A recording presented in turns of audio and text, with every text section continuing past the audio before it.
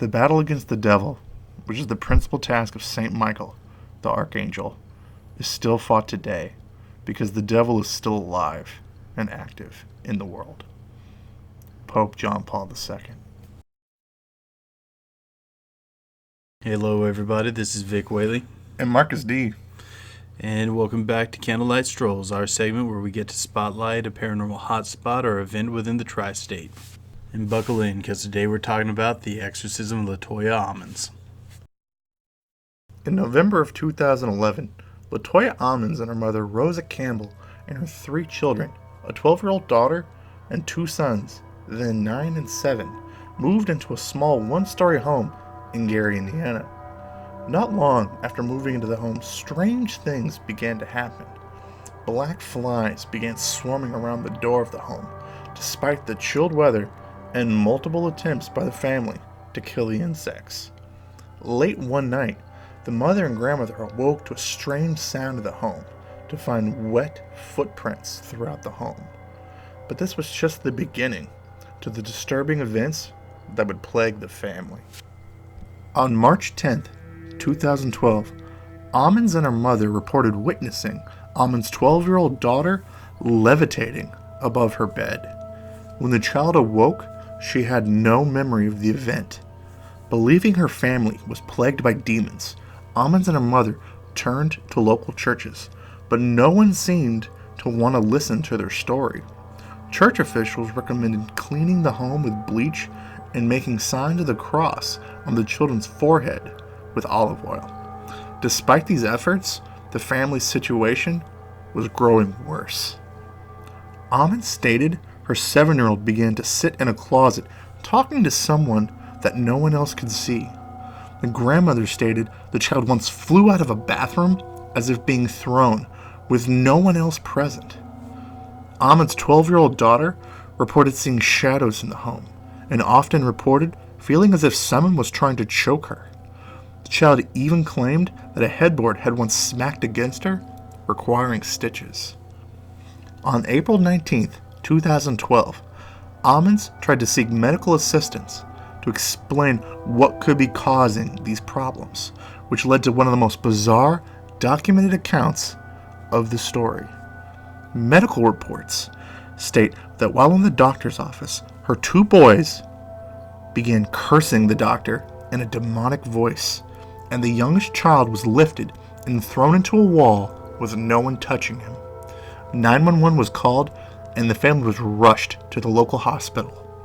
While at the hospital, the 9-year-old boy began acting fine, but the youngest boy continued to thrash and scream. The Indiana Department of Child Services was then contacted to try and rule out possible signs of abuse and neglect with the children. While interviewing the 2 boys, the youngest boy began yelling threats towards his older brother. The older brother then began headbutting his grandmother. The grandmother began praying and held the oldest boy's hand. What happens next is perhaps the best evidence for paranormal activity and is documented by both DCS and medical reports. The 9-year-old boy glided backwards on the floor, up the wall, onto the ceiling, and flipped over his grandmother and stood there. When interviewed later, the boy denied any memory of this event. DCS then removes the children from the home, believing the children were experiencing emotional and spiritual distress.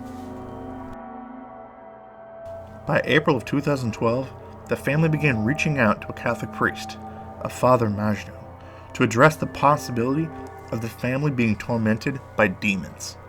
The priest interviewed the mother and the grandmother extensively. However, he never interviewed the children. But interviews from DCS, police, and the Catholic Church led to a joint investigation into the Ammons home. Believing something in the stairs, or under the stairs, could be causing this paranormal activity, the police dug a 4-foot hole under the stairs. But they didn't find anything. What the police did find at the home was still bizarre. Officers' recording devices began to malfunction as their equipment with new batteries began losing power. Officers found an oil-like substance coming off the curtains. The officers cleaned the curtains and waited 10 minutes, only to find that the substance had returned. Those connected with the investigation soon found themselves suffering from a string of bad luck. The police captain involved in the investigation, his car began to have problems. The DCS investigator at the home suffered several accidents, including breaking her hand on a table, breaking 3 ribs while riding a jet ski, and receiving third-degree burns from a motorcycle accident. This was all enough evidence for Father Maginot to get approval from the Catholic Church to perform an exorcism on Latoya Ammons.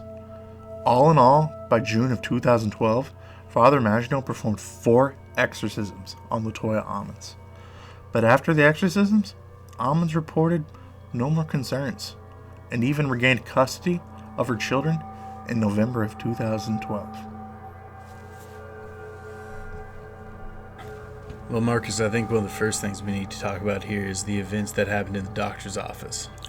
I mean, what makes this case particularly strange is that of all of the past stories that we've talked about on our channel and in our shows, we've never really had any that actually have government and medical documentation talking about these experiences. Beyond that, this is a doctor. They're under a lot of scrutiny from higher medical officials, and their reputation is very, very important to them. Mm-hmm.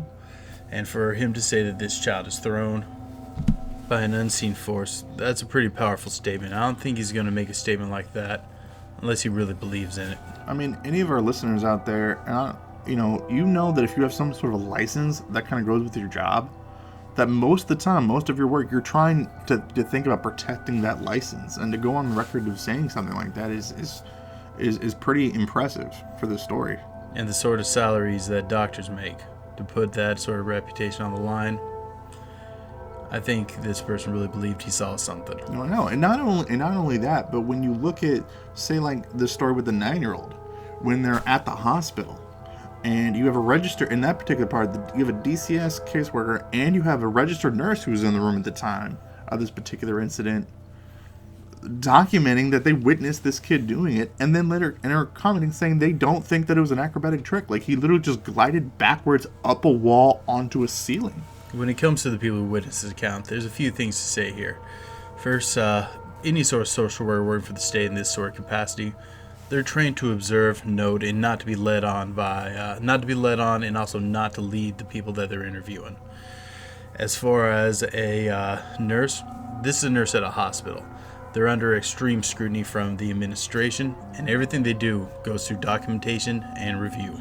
And this is a big part of the paranormal community, is that many witnesses' accounts are always most witnesses are always, they're considered like wackos, they're crazy and all this. These are professionals in a professional field saying this stuff. It just gives so much more credence to this story.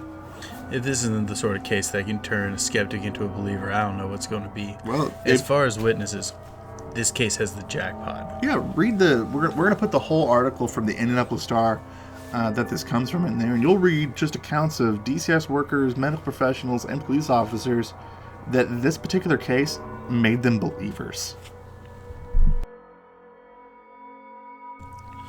Okay, so Vic, when we do most of our videos, we usually don't think that most entities are likely a demon. It's not usually up there in our usual suspects. Does this case fit the bill? Well, there's a few things that might imply this might not be an unfounded claim. We have the presence of swarming flies, which is a symbolic sign of spiritual pestilence. We have objects moving without any known source moving. Not an uncommon thing cited when it comes to possession stories. Levitation falling under a similar sort of auspice, being something that's fairly often cited. Accidents also occurring around the people involved in the case. Very not uncommon when it comes to cases of demonic activity or possession. Voices suddenly changing into quote-unquote demonic voices, like the doctor reporter, could also lend a fair amount of credence. Looking at the family in general, when it comes to actual demonic situations, people do not really come through wholly unscathed. The sort of behavior issues and family strife described in this story, I think, would be indicative of a family under spiritual assault. The final one that makes me think that this would make a fair deal of sense would be the sense of spiritual domination. Like the daughter at one point said that she felt the sensation of hands around her neck and being forced down on her knees. I think that's a pretty clear sign of something trying to take over and trying to dominate. So, Vic, with this list that we have of strange things going on in the situation, is there any of this stuff that we can kind of logic away? Like, for example, say the behavior issues and the family strife, and like talking in voices and the violent behavior. When you actually read the full story, one of the things that the Department of Child Services wants the mother to do is to, and you can read it in the case file for the family, is to improve her discipline methods, to try to come up with some better ones. And if you have some, not the best effective discipline methods in the home, that could account for a lot of behavior issues in kids. When it comes to the stuff we just went over, about any of them could be logicked away. The flies could just be a incidental infestation. The levitation could be a trick of arching the back. The demonic voices could be put on. I mean, any of these things could potentially be logicked away. The accidents could just be accidents. Coincidences. I mean, it's just... Stuff like that does happen. When you're going through a situation that you think is paranormal, sometimes you'll make connections between things where the connections aren't there. But all that being said, I think the things that cannot be logicked away, and the real important part of this case, are the accounts by the trained observers, the police, the doctors, the nurses, and the social workers. Yeah, I mean, when you look at when they go to the home to investigate the home, you have like the oil that's on the curtains. The police officers themselves said they cleaned the curtains off. They guard the room for like over 10 minutes, and then it reappears and starts coming out on its own. This isn't the family doing this to try to make this stuff up. Like, the officers watched it happen. And I don't want to beat a dead horse here, but like I keep saying, these are trained observers, trained to handle situations like this. Yeah, I mean, how many of them do? None of them probably go in. What they do is they go in to give a logical explanation for a lot of stuff. This is what they do for a living. In this situation, they don't have an answer. Yeah. That's probably some of the weirdest stuff about this whole story that just has me entranced by it. As far as documentation, one of the very best paranormal files out there. So Vic, is there anything else that this could be other than demon? The daughter talked about seeing shadows in the home, and we've done our video on shadow people before, and if you guys have ever watched it, one of the things that shadow people have been known to do is create kind of an oppressive feelings of being choked, things like that, strange feelings in the home, things like that. I think the presence of shadow people could be legit, but like we also explained in that video, shadow people will often piggyback on greater paranormal events, just showing up in places where there's strife, things along those lines. But I think there is one other thing that could be an arguable case. That the daughter in the family, who's 12 years old, is going through puberty and is a budding psychic. You sometimes get this theory when involving poltergeist phenomena, where it's not actually a ghost or spirit moving the objects and causing what's happening. It's actually all this emotional energy fueling preternatural psychic ability. In a family that has extensive religious views like this, it wouldn't be out of the realm of speculation that a budding psychic could create a demonic thought form, basically a psychic projection of this demon that she's been told exists, and then that beginning to enact some of these things.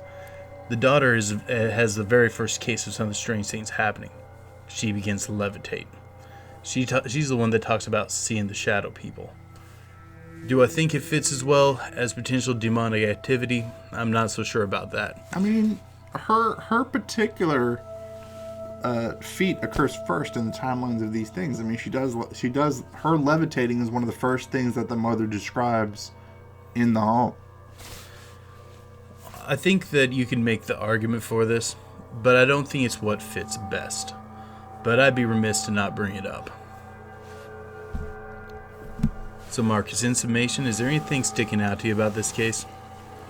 To me, I am very perplexed after interviewing the mother and the grandmother and looking at all of these facts, why the priest felt that an exorcism on the mother was the most appropriate step.